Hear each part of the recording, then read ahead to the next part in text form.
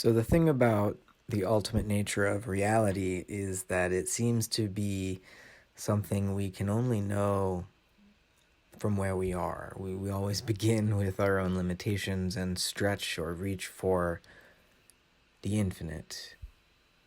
Reality ultimately must be infinite, right? I mean, I don't know about you, but I've been seeking, searching, desiring, loving for a while now, and I haven't yet arrived. I think I might be approaching something and I'm learning more about it. I'm gaining deeper experience of it, but then as it arrives, all of a sudden I recognize it as another myself, as in other words, oh, of course I always knew you before. You've always been a part of me. But then there comes a point when you do something unexpected. I didn't know that you were gonna veer off to the left to reveal yet another aspect of myself that was just hidden behind you.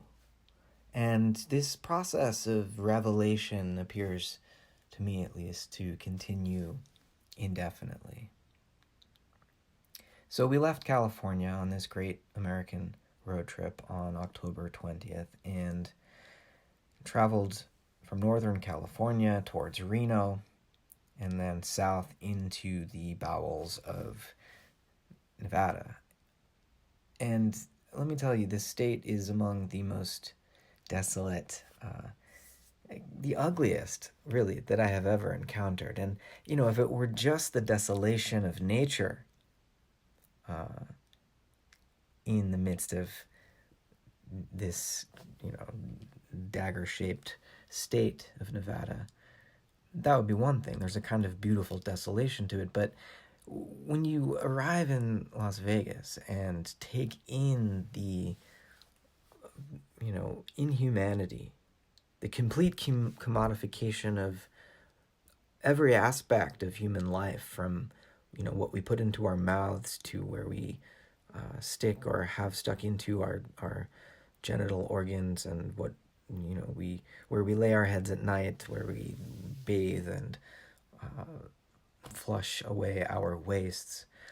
Las Vegas is the epitome of American hypocrisy and ephemerality. I mean, the Hoover Dam, not far from Vegas, which we ended up staying right next to it in a hotel, is, providing water to this huge city devoted to gambling and prostitution. And, the only reason this huge city can exist is because this water is stolen from a large, watershed, a whole ecosystem. It was just destroyed, wiped off the surface of the earth so that this city of destitution could be fed. And, I won't go into great detail, but it was not a pleasant experience to drive through this place, this placeless place, this desecration of the planet. And, I'm not trying to be judgmental. I just think that it's the place where capitalism is supposed to be celebrating the value of the dollar, right, and the importance of money. And you really learn a lot about the capitalist religion by visiting its Mecca. And, if you haven't been to Las Vegas, you haven't seen the heart of capital in America. So, give it a look-see.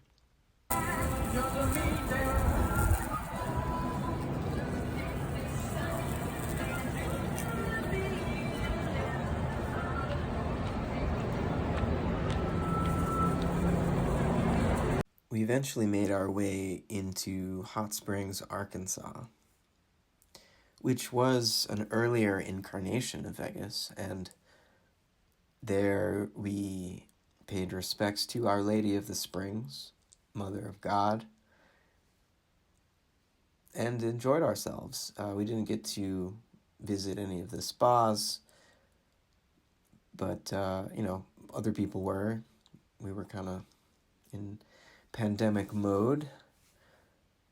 But this place, Hot Springs, has been sacred for many thousands of years. The Native Americans seem to have frequented it in the pre-colonial period, and it continues to be a little vortex to this day. It's got me thinking about the nature of the mother as an archetype, I guess, if we want to begin with that Jungian sense of this deep psychic principle that shapes our experience of who and what we are. What is the mother? And because usually we're so patriarchal and father-centric and obsessed by the notion of the transcendent God that we forget the immanent God, the natal God, the birth and incarnation of God. And, so Mary for me is this image of the whole, of the circle of life, which includes death. And it's this Marian consciousness is a sensitivity to the way in which we are embedded in a wider cosmic or cosmogenetic process. In all of our human culture and religion in this context, as creatures embedded in an ecology, our cultural and religious response is always partial, is always in the making, and needs to remain open to the creativity of our cosmic context, right? And there's a fourfold here that I'll offer that human culture is in the midst of trying to make sense of it, but it always exceeds our cultural acts. It always exceeds our artistic endeavors and our scientific explanations. This excess is something transrational, and we can only know it by relating mythically and symbolically and poetically to this fourfold of birth, out of which we come, and death, toward which we go. So, birth is this mystery related to the fact that people come out of other people, women in particular, and that, so we are sort of enfolded into one another. And when you consider the fact of birth, that we're born helpless into the arms of a mother, it makes you recognize our interdependence, our dependence, really, on one another, upon one another. And this is also a part of the Marian consciousness that I'm trying to evoke here, right? This natal consciousness. But death is also a way in which we kind of belong to each other, right? When the spirit leaves the body, when the soul leaves the body is left behind, and the still incarnate need to deal with it. And the funeral rituals are right at the core of human culture. Always have been, for tens of thousands of years. How we deal with the remains of the dead has everything to do with what we imagine the afterlife to be. And in our culture, we have a strange relationship to bodies, right? On the one hand, we, through media, have been more desensitized to the body as a kind of corpse, as a kind of instrument of war and sex and exploitation. And, sometimes excellence, right, through sports. So the body is a tool. And we have very few images in our culture of the body, as a temple, say, as maybe it was represented by Paul in the New Testament. So, the body is a vessel, right? And it's born and it dies. And this fourfold that I'm wanting to begin to unfold for you begins in this tension between birth and death. And, we're welcomed into the world by the mother, and in some ways I think we are welcomed into death by the father. And I'm sorry about a binary here, but I'm trying to be sort of mythic, and hopefully you can appreciate the move. We're welcomed into death by the Father in the sense that it severs us from our personal selves. It severs us from, the unique little boy or little girl that Mama loved, and forces us to connect to the social self, or even to an absolute self, right? A more abstract sense of ideal selfhood that transcends even any given society in human history.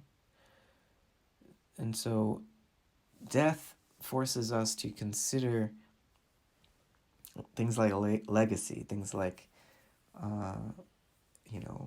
how we leave a mark on subsequent generations, rather than how we care for those who are alive and here before us. And both of these consciousnesses are important, right? But I think in general, the Marian consciousness has more to do with the natal aspect of existence, and the father-centric consciousness has more to do with that element of reality that is about perishing, that is about the beyond of this life, the other side. But then the other axis here is between, rather than birth and death, it's between the earth and the sky. And this tension between levity and gravity, light and dark.